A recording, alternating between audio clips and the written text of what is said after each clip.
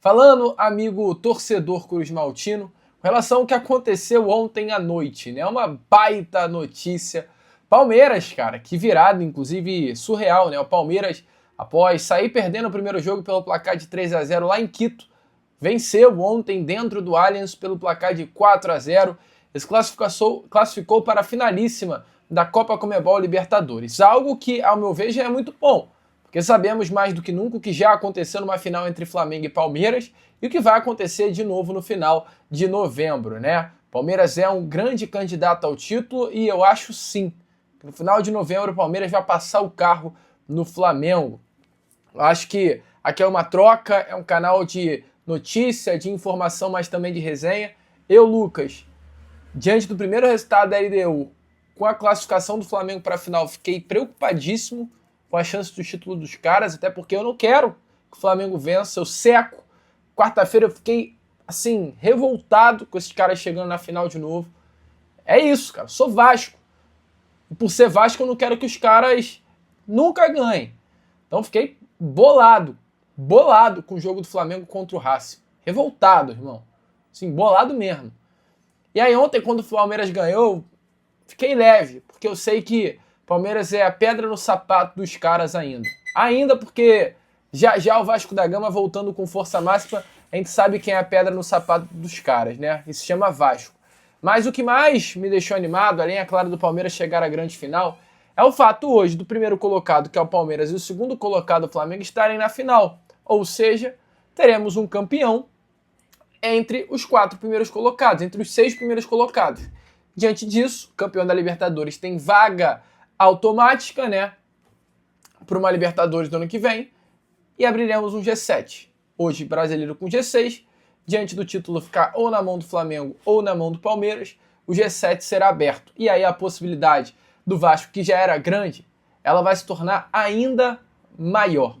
Hoje, o desempenho atual do Vasco da Gama é um desempenho que coloca o Vasco da Gama com 56 pontos, tá? No mínimo 56 pontos até o final do Brasileirão. O Vasco, ele tem 23 pontos dos 33 pontos possíveis até aqui, um aproveitamento de 69%, tá, no retorno do Brasileirão. E se confirmar esse desempenho que o Vasco tem no retorno, o Vasco terminaria o Campeonato Brasileiro com 57 pontos. Volto a repetir. Ou seja, se o Vasco continuar com o desempenho que tem hoje no retorno do Brasileirão, com 23 pontos conquistados em 33 disputados, foi o que o Vasco conseguiu até agora, o Vasco tem um aproveitamento que coloca o Vasco da Gama dentro da Libertadores. Os próximos jogos do Vasco. O Vasco enfrenta nesse próximo domingo a equipe do São Paulo, vencendo vai a 45. O Vasco joga em casa. Além do São Paulo, o Vasco ainda enfrenta Botafogo no Newton, Juventude de São Januário, Grêmio na Arena, Bahia, Internacional, Mirassol e Atlético Mineiro. Ou seja, o Vasco ainda tem pela frente mais 8 partidas. O Vasco tem 42. Se chegar a 56, precisa conquistar mais 14 pontos. 4 vitórias e 1 empate. Ou, aliás, né? 4 vitórias, 5 vitórias. Acho que é o ideal. 5 vitórias é 15.